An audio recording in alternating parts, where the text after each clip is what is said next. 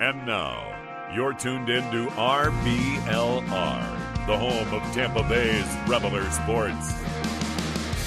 What's up, everyone? Hope everyone's having a great week. It's another tough week in the off season. No football, nothing about the NFL or nothing. But, we're not here to talk about that. We're obviously here to talk about some Bucs football. And before we get into all that, I got to introduce my wonderful co-host, holding down the fort for me. We'll start with you, Musab. Say what's up to the people. Introduce yourself. Rocking the all Bucs gear. I'm loving it. Just really giving out some good vibes tonight. Say what's up to everyone.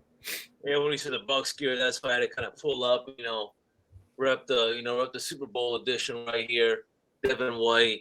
What's going on, ladies and gentlemen, listeners? Always happy to be here. And that being said, listen, it's the off season. In my opinion, I say keep your head up. Keep your head up, indeed. And for that reason, I should also pass the mic on to our other co-host in the house, Mr. Zach Blaine. What's going on, guys? How y'all doing tonight? Doing all right. Another day in paradise. Yeah, I feel you. Another day above ground, right? Right. For sure. So, we'll get right into some of the news. There's not a lot of big news for the Bucs this past week. Last week we had kind of that monsoon of just signings, just a bunch of big news things. And this week it slowed down a little bit. Free agency's kind of hit a lull, as has the trade market. But one of the big signings, Chase Edmonds is now a Buck. He's been signed. He's a veteran back, kind of a scat back, a third down guy, to join Keyshawn Vaughn and Rachaad White in that running back room. And he spent last year with the Dolphins and the Broncos. He went over to Denver in that Bradley Chubb deal. Just right off rip, how does this leave the running back room? Now they've got three. So I don't know. I mean, do we go? Do we feel like the Bucs still need a fourth guy, because there's not really a power guy in the mix right now? You can say Keyshawn Vaughn's kind of a between the tackles power guy, but I don't know how much you can really sell that. You can exactly. Yeah, so it's kind of tough. Zach, I know we have a lot of discussions about the running back position when it comes to the Bucs. So we'll start with you, brother. I mean, do you think how big of a priority do you think that the running back position is, regardless of free agency or draft? I feel like that's a hard question to answer, because I think we need another running back. I think that we need a legitimate power back, and not like someone who only is going to run right up the middle, but someone who has the capability to convert on a third and two, or a third and goal at the 2-yard line. So I don't think we have that. I think that it's a priority for us to get that. I'm not going to say it's our top priority, because there's so much that we need, but at this point, I wouldn't be upset to bring in a guy like Zeke or draft a running back at some point in the draft. Right. For sure. No, I'm with you. The Bucs need a power guy. They just need a bigger body. All these guys are a little, they're not really physical. They're not. I wish we would have brought in Damian Harris. I think he would have fit the mold perfect for what we needed. I think he would have pushed Rachaad White for playing time, and we would have had just a ridiculous 1-2 punch. But right now, the way I look at it is we've got three of the same guy. I know that Keyshawn Vaughn is a little more of a, like you said, a little more of a between the tackles guy, but he's still a small, fast guy. He's not gonna be running anybody over anytime soon. Absolutely. I mean, Musab, maybe you feel differently. I mean, do you think maybe the Bucs are set? Maybe you think Rachaad White and Keyshawn Vaughn are going to be kind of the between the tackles guys, or maybe you place an even higher priority than we are placing on the position. How are we feeling about it after the Edmonds signing? I'll tell you this: I'm happy, or I'm fine with the signing. Of course, we needed the help, of course. But for me, the way you guys were talking about Keyshawn Vaughn, I have no expectations from Keyshawn Vaughn. I don't think he's anything special. Though, the way you were talking about, just getting rid of Trask, Zach, I was just thinking, might as well just get, rid of Keyshawn Vaughn. I think fine. You know what? I don't think he's a high priority, the running back situation. But whenever we get this running back, if we do during the draft, I'm thinking later rounds. That's really about it. As y'all already mentioned, we have the same kind of style with all these guys. I'm looking forward to seeing how this kind of goes. And my question is, um, I I want to put Vaughn out of the picture. It's really between White and Edmonds. And I want to ask y'all guys, is Edmonds going to take a little bit more percentage as y'all think that he would or not? I think maybe Zach, feel free to chime in anytime, but I think Edmonds is very much going to be the pass catching back. He'll be kind of we didn't really see very much of Gio Bernard in his time. That was exactly who I was going to go with. I think he'll be a more involved Giovanni Bernard, essentially. Absolutely, yeah, that's a perfect way of putting it. And I think it mostly has to do with the fact that this offense just they need to run a lot of screen plays because, they need to keep the defenses on their toes. They can't just let guys pin their ears back and get after the quarterback. They need to mix it up a little bit, which is something that, quite frankly, that was something that kind of was lacking in the past few seasons. Just any motion or any creativity with screenplays, getting guys in open space. So I think that the signing of Chase Edmonds hopefully signifies that they're angling more towards that because that's where the NFL is. That's where the NFL is going. It's not 2000. You don't have Trent Dilfer under center. No disrespect to Trent Dilfer, but it's a different world, and hopefully this offense changes a little bit with this Chase Edmonds signing. But another signing that happened, kind of moving on, Greg Gaines. He's a interior defensive lineman from the Rams.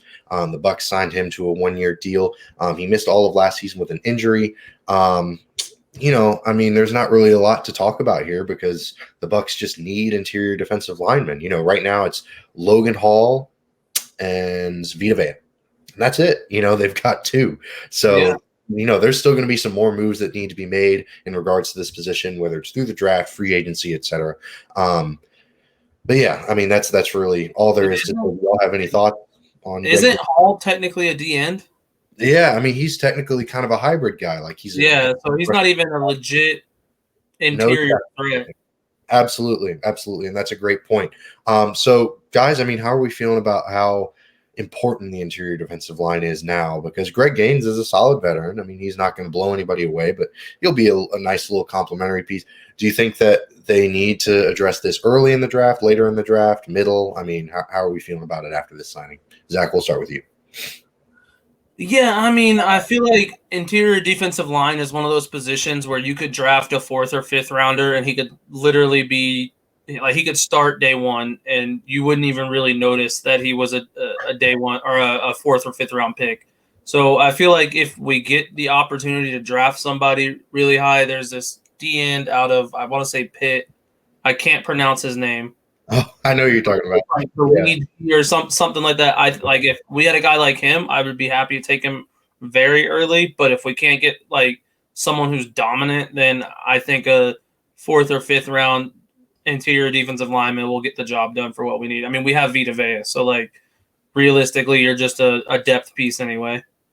For sure, yeah. At this point, they kind of have Greg Gaines. God, I had Robert Hainsey in my mind for some reason. Greg Gaines and Vita Vea are kind of the solidified 2 interior linemen. But Musab, maybe you feel differently. Maybe you're itching to get, because I will say, the best teams build from the inside out. So, defensive line is a really, really important part. So maybe you disagree. Maybe you think there's a really high need for emphasis on this position. As of right now, with the Greg Gaines signing, I think it's, moved to a little bit less of a priority. I'm leaning more towards, the way Zach's kind of feeling about, maybe snagging a guy in the later rounds. I do think that, overall, looking at our depth chart, we have a lot to work on. It's not just a defensive line. That's the thing. So this upcoming year, I'm going to tell you this, the way I feel about this is, I think hopefully we do the best we can, but I don't think we're going to fill all the holes that we really need to. And maybe we kind of temporarily fill it, but we have some work to do these next couple of years. And this is going to be the first year, I think, that, we just kind of have to start off fresh, Last year it was, kind of, different. And the year before that, we was hot. Brady signed with us and, we won the Super Bowl. et cetera, et cetera. But as every championship team, wins, they also have to fall at one point. And I think we're not going to fall, but we are looking really, really, really different compared to For the sure. last 2 years. I'll leave it Yeah. at that. Yeah, and I love the fact that you brought up that they're not going to be able to fill every hole. They're not going to be able to really put together a full roster. It's simply unrealistic to think that the Bucs are going to be able to do this. Not very many teams. There are hardly any teams that hit on every single pick. And the Bucs have a decent amount of picks this year, but Lord knows, third, fourth, fifth, first or second round picks don't work out all the time. Exactly. So even if they go with a guy that, in their heads, they're like, oh, well, this is the niche that they're going to fill. Doesn't mean that he's going to do a great job filling it, unfortunately, because there are such things as busts. So yeah, that's a great point. They're not going to be able to fill every hole effectively. So kind of moving on, there's some other news, Bucs related. SMB, Sean Murphy Bunting, he is a Titan. He goes to Tennessee to join all of their young corners out there. And Mike Edwards, he's gone to Kansas City. So a couple of secondary pieces being lost, not unexpected, unfortunately, just because, they can't afford to keep everybody. But how do they replace these guys? I mean, I feel like we're kind of beating a dead horse with how do we replace this guy? But unfortunately, that's just the reality of this offseason. There are a lot of positions that need to be replaced. So how do they replace Edwards and SMB? Because, SMB kind of got phased out last year with the emergence of Logan Ryan, and Antoine Winfield moving into the slot. But Mike Edwards was a starter. He's a solid. Yeah. So it's going to be tough. So how do y'all see, the Bucs addressing these needs moving forward? How high of a priority is the secondary? Zach, we'll start with you. I mean, you and I have had conversations off air about how important I think a third corner is, like a legitimate third corner. So in my opinion, these are very high on my personal list of needs, both safety and corner. I don't know that I'm sold on a first-round safety right now, if I'm being completely honest with you, because I don't have faith in – I know a lot of people want Branch to come over. I'm not sold on him. I don't think he's quick enough to be like the kind of safety that Tampa needs. But I think that if we were to fix what we have right now, sign back, maybe not Logan Ryan because he's up there a little bit, but I would bring back Neal. I think we could get him on a cheap contract. And then Terrell Edmonds is a name that I'm looking at that I would love to have him. I think that he's played very well as a Steeler. Would love to have him come to Tampa. But again, it goes back to cap space. Like, I don't know if he would accept a vet minimum deal at this point. So I think you almost have to do it through the draft, but I'm not sold on him yet. Right, but you mentioned some good options like Terrell Edmonds and John Johnson's out there as well. Yeah. Former Brown and Ram. It just depends on the situation if these guys are more looking for a long-term deal or if they're just looking for a prove it, because they're probably not going to get a long-term money from anywhere. They just haven't played well enough. Yeah, and not at the point. Like, you're too far in the game to get right far into the offseason for them to be like handing out big money long-term contract. For sure. So yeah, it'd be realistic. The Bucs have nothing but playing time to offer. So that's kind of the big draw with the Bucs at this point. They can just give guys shots. Musab, how about you though? Do you think maybe you like who they've got? Because they do have Antoine Winfield and Dean and Carlton Davis. So their secondary is not completely lost. It's a little thin. So, they are going to need to address it, but maybe you're satisfied with the guys that they've got. No, I'm not satisfied, Carter. I mean, I'm happy with with the guys who are starting, but looking at our situation these last couple of years, these guys go in and out for whatever reason.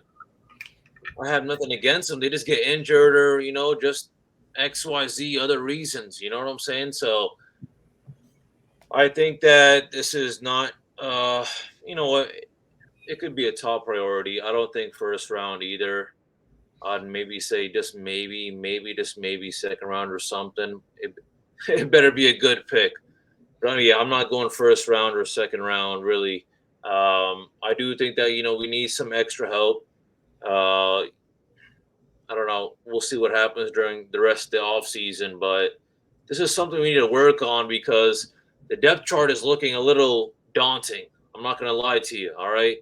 So for that reason, it's I don't know. I got a lot of feelings to say. Week by week, I'll get a little bit more. I don't know. I say emotional, but not emotional. I guess more intense. I'm not going to start crying and all that, but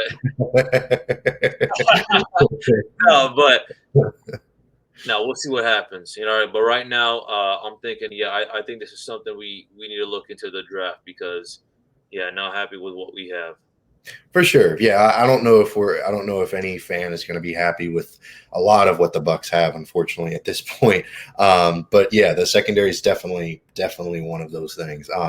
But yeah, it sounds like we're going to need to start some group therapy sessions with Musab. He's getting, he's just the Bucs secondary, it's just weighing heavy on my brain. We're here for you, buddy. Right. I think it weighs on a lot of people's brains for sure. Because yeah, it's looking tough. It's looking tough for sure. But speaking of the draft, we've talked a lot about it, and we're going to continue to talk about it. And we're going to get into some high priorities finally this week. So we're kind of just going to list off the 5 priorities, and we'll start with number 5 this week. But let's just get into the priorities first, because that's obviously real quick before we get into it, though. For sure. We got to make sure that you guys know, listening, we don't think that these are their only needs. Oh, absolutely. We think that every one of these needs are all like a number 1 need. It's just 1A through 1C through, so it's like these are not the only needs that we need. Because we're going to have, I would imagine, some disagreements on some of these, but it's very important for you guys to know that we need more than just these 5 positions. Oh no, 100%. Yeah, I mean, we could spend countless we could get. Oh yeah. Right. Yeah. I mean, we could go. Yeah. Anyways. Yeah. Yeah. I mean, we could really go 10 deep. Like y'all are saying, there's a lot of needs. So I mean, it's just kind of the 5 that we thought were the most important. But obviously, feel free to disagree, because Lord knows these positions. Like we said, there are a lot of them. There are a lot of positions of need. But here are the 5 that we kind of focused on. We've been beating around the bush long enough. Number 1, we got safety. Number 2, we've got offensive tackle. Number 3, we've got interior defensive line. Number 4, we got wide receiver. And number 5 is edge rusher. So we're going to focus on edge rusher in a little bit here, but I'd like to open it up to some dialogue. Are there any positions that y'all think maybe, oh, well, we were talking about this and I had this in my head, but, we had to come to a consensus. So, democratic society and whatnot, or whatever you want to call it. But, so are there any positions that we maybe missed, or that maybe just missed the cut? Zach, we'll start with you. I know you've got some on the clip. Well, yeah, I mean, no. So I feel like I had to state that in the beginning, because I don't think that our list is bad. I just think that we also need a corner. For sure. I mean, I've been pretty vocal on corners so far, and I think that maybe, just maybe, running back should be a little bit higher. Okay. I mean, look, I'm with you on the corner. The corner could absolutely, it could absolutely be anywhere on this list. I mean, it could be number 1 as far as I'm concerned. Unfortunately, you had to pick 5. But no, I'm with you. Corner's definitely up there, and running back too. I mean, running back's going to be drafted in this draft, I believe. So it's got to, and I feel like that's why. I mean, we've had the conversation, like we were talking about getting our 5 in order, and what could we replace with corner. You can't replace anything, right? And that's the crazy part about this draft, is legitimately I could see them taking any position in this draft. First round, second round, I could see any position. If the right guy falls, I could see Tampa drafting him and it not being like, oh, well, they didn't need him. No, they need everyone. Right? Yeah, exactly. Yeah. No, absolutely. Musab, how about you? Do you have any positions in mind that you thought, oh, man, maybe we should have included that one, but just narrowly missed the cut? I guess narrowly missed the cut is maybe just running back, just looking for something a little bit different. That's really about it. Just because, I feel like, as Zach, already mentioned, it's kind of the same vibe with all these guys. Maybe we might, as I say, a little signature 2 words that I say, we might find a hidden gem. Diamond in the rough or a hidden gem. Yeah, find a hidden gem in the later rounds. Probably not. It's hard. I'm not gonna lie, it's hard. But no, as Zach mentioned, we have a lot of needs. We really do. All right, and I'm just I just hope we find the best of the best, really. It's hopefully things work out, for most of the guys we draft and most of the guys we've signed already, this past off season or whatever. But we'll see how it goes. Guys, I just have to say I'm just kind of more just kind of feeling it, just seeing how it plays. Obviously I have my views and all that, but we'll see how it goes. I have no intention to start bragging about them Buccaneers. I don't think it's gonna be a year where you start bragging about them Bucks. Man, you're a Bucks fan and you keep your mouth shut. Yeah, I feel like we can see like the transition of Musab throughout every episode. Like to start the episode, to start every episode, he's like, it's not over yet. It's not over yet. And then by the middle of the episode, he's like, I don't think it's our year, guys. Yeah, no, listen, come on. I just think that there's a form of being realistic as much as I should be. That's something I would have come to realize. As much as I want to fire up the fans, I also don't want to just let them down either. You know what I'm saying? I respect that. No, but I mean, the fans ain't dumb. The fans are aware about our situation as well, so they know. They know. For sure. Yeah, I mean, you can't lie to anybody. You got to speak the truth, and unfortunately, the truth can be hard sometimes. But I'm looking forward to seeing Musab as the regular season goes on, because the Bucs you're gonna have the beard unshaved and like the his jerseys are gonna be ripped. It's been 5 weeks since the Bucs scored a touchdown. Oh my god! Like, when will it end? But anyways, my mind. I was literally just about to say something just like that. Right. Well, what's not going to cause any suffering is the RBLR shop. If at any point in the season, or maybe you're feeling down about the Bucs in this offseason right now, you can just check out the RBLR Sports. Shop.rblrsports.com.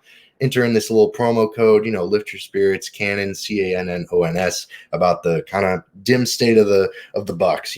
It's not looking great, but hey, our threads are. So that's the silver lining, as they say. So yeah, definitely check it out. Check it out. Now we're moving on. We are moving on to the specifics. We listed our top priorities, and now we're getting into the fifth one, because we're going from top to bottom. And the fifth one was an edge rusher, because man, you look at the edge rushers that the Bucs have, and I mean, it's Anthony Nelson, it's Shaq Barrett, and it's JTS, and that's really it. I mean, Shaq was hurt last season for the majority of it. He's also getting up there, and he's probably on his way out. He's not going to be around for much longer. He is expensive. And JTS has been, I don't know, he hasn't been a first-round pick, in my opinion. He's just been underwhelming. So that's kind of one of the reasons why this position was our fifth need. So we'll start with the first two rounds, the prospects out of there that the Bucs could draft, because like we've been saying, the Bucs could go anywhere, anyone, any position. So we're going to cover it all. So the 1 to 2, first round, second round, who's y'all's guy? Zach, we'll start with you. Who's your guy in the first or second round? I got to lead off before I say it. The odds of him slipping to us at 19 are slim to none. But like, my ideal first round draft pick would be Lucas Van Ness out of Iowa. I think that the kid is a stud, standing at 6'5", like 270, I think. He's just – watching him at the pro day, or watching him at the combine, and just watching his ability, like his highlights, he would make an instant impact on this team, I think. Absolutely. Yeah, I mean, a guy that's rated that high, if he slips, it'd be hard to pass. It'd be hard to pass for sure. Yeah, I'm with you. He's definitely an elite guy coming off the edge. Definitely the Bucs would be very lucky to have him. Musab, how about you? Who's your guy for the first or second round? My guy ideally would be B.J. Ojulari from LSU. The reason why is, first of all, he's an SEC dog. He's an absolute beast. He's related to Aziz Ojulari, who's on, I believe, on the Giants right now. Yep. He's out of Georgia. Yeah, he's on the Giants. Well, not exactly, because he's going to be the best, but what I say is also, I mean, he's an absolute stud. Seriously. I was looking around, you guys shared your thoughts as well during our conversations beforehand about, what we're thinking about. and I'm looking around, round by round, and based on what the experts are, predicting, and this guy seems like a stud. I think this guy would help us by all means, of course. I think he's absolutely versatile. He's an absolute beast. I've seen some clips here and there. I mean, this guy has it in him, honestly. And also, I'll tell you this guy has way more experience than his brother. That's a little fun fact as well. This guy's been playing more in college than his brother, and I think he's ready. I think he's ready for the big league, but we'll see how it goes. Just because, hey, listen, the offensive linemen that he's going against in college are a lot less smaller than these big men in the NFL. So we'll see how that adjustment goes. That's my only kind of little hesitation, but that's my hesitation with every single rookie or whatever, Right. D line. But we'll see how it goes. But that's my guy. Yeah. Yeah, Ojulari is like you said, he's a great prospect. He's another guy the Bucs would be really lucky to have him. And unfortunately, the way the mocks are kind of filling out, he could go second round for the Bucs. So he would be maybe a first or a second option if the Bucs really love him that much, or maybe they trade down and they still draft him. So he's definitely an interesting guy to look at. He was also, I believe, a team captain at LSU in his junior year. I think he was a captain, which shows that he has at least a little bit of leadership skills, which for sure is something that Tampa is lacking. Absolutely, especially as they're going through this rebuilding period.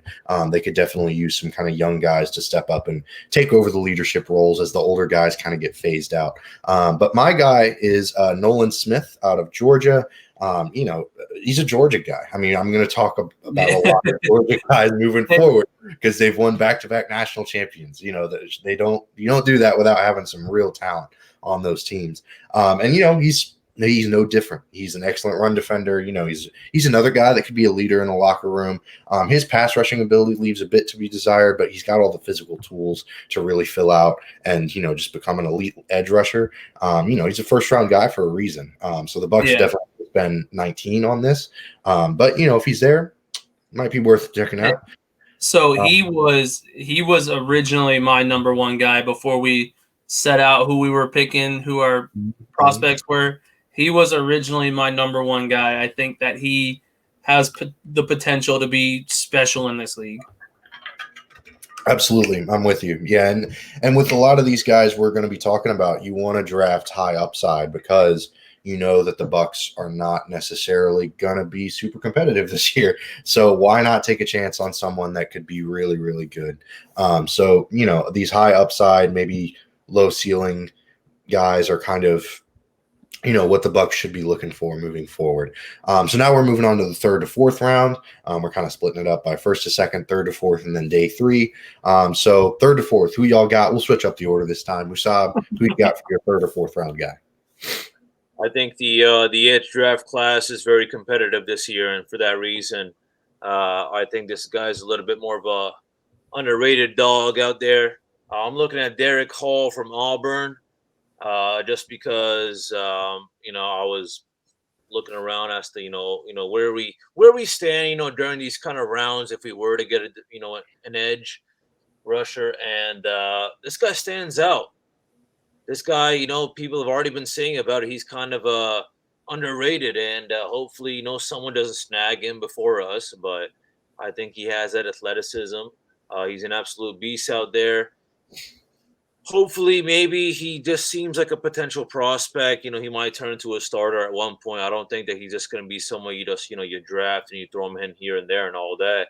I think, you're going to have to really learn how he really plays and how he fits into our organization. But, yeah, that's my guy. But, what are you all thinking? Yeah, I mean, Derek Hall is someone that's popped up for sure.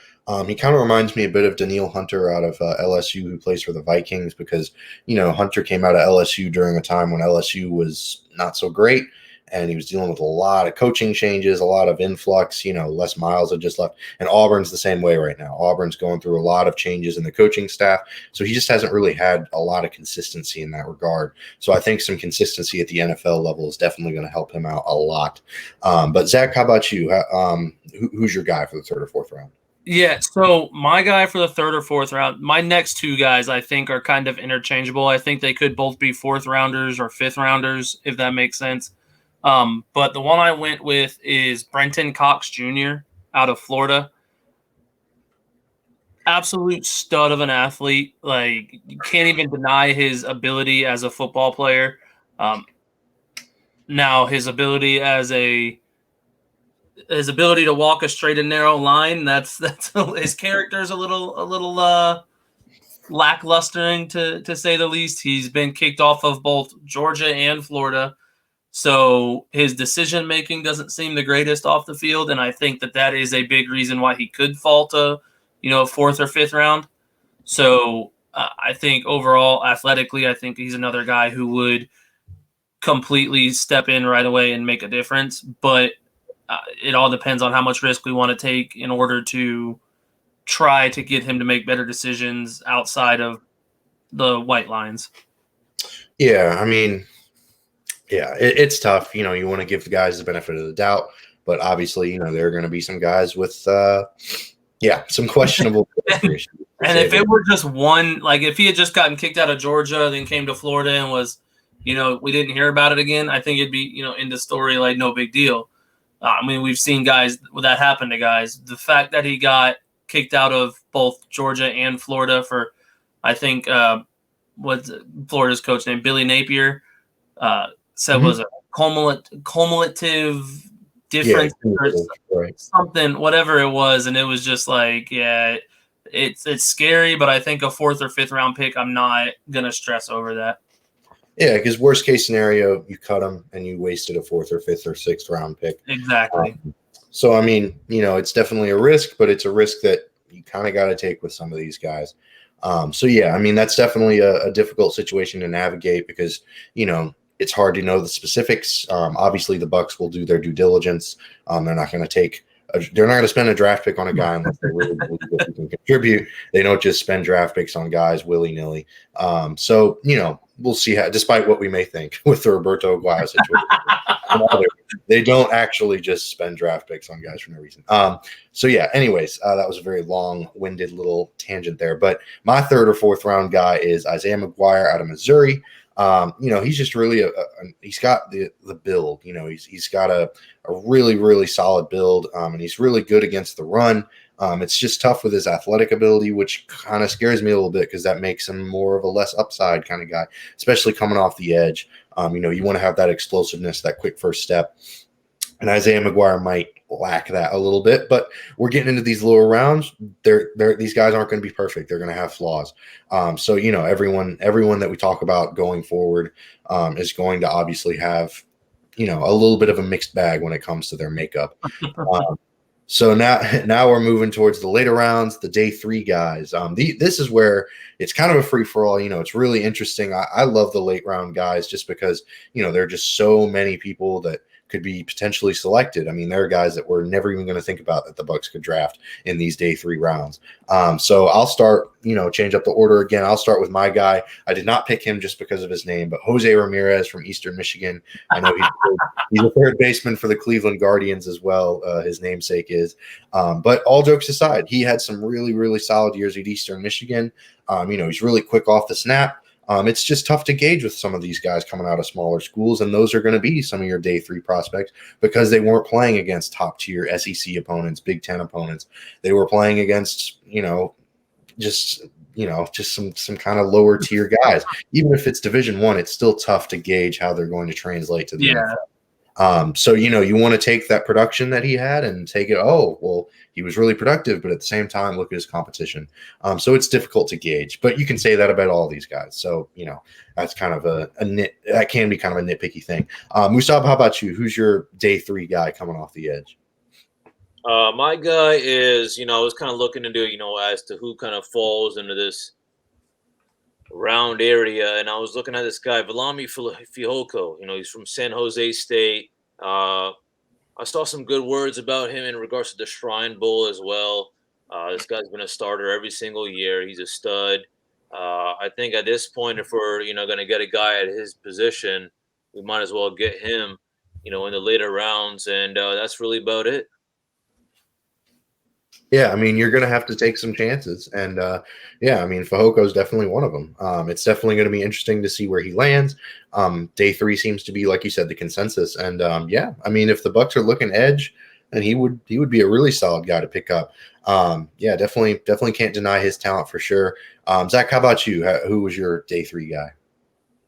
So he's I think he's going to be a very early day 3 kind of guy. I do think that there's a chance he could go 4th round, but anyone who knows me knows I can't go a whole video without mentioning someone from the Pac-12 because I am a Pac-12 fan.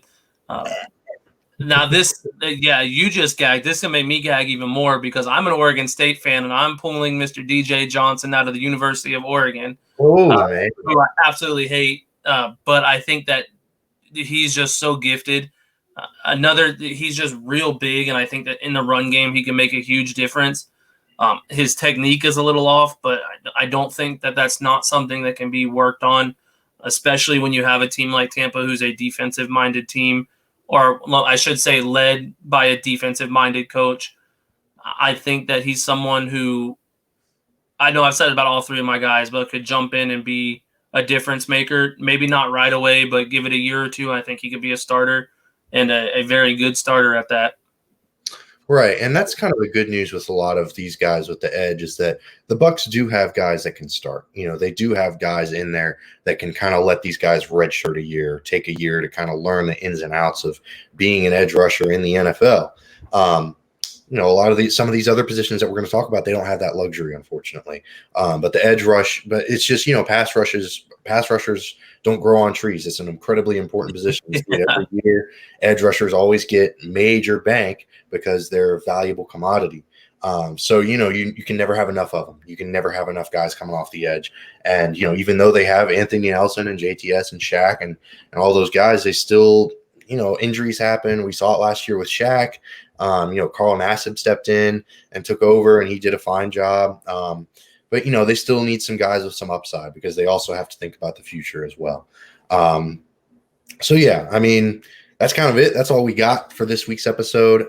We focused a lot on the draft, obviously, some free agent signings. You know, I mean, thank y'all so much for listening. Without y'all, we don't really have anything else to do. We're just sitting around talking shit and just, you know, talking about stupid stuff like this.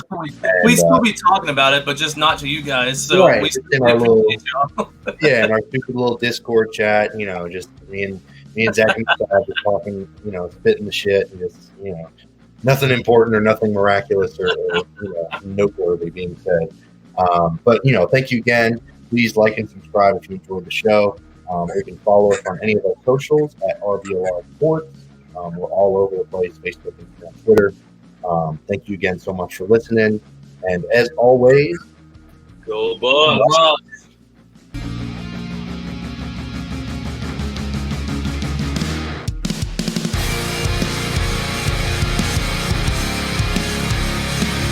Thank you for tuning into this presentation by RBLR Sports. On your way out of the stadium, please remember to like and subscribe.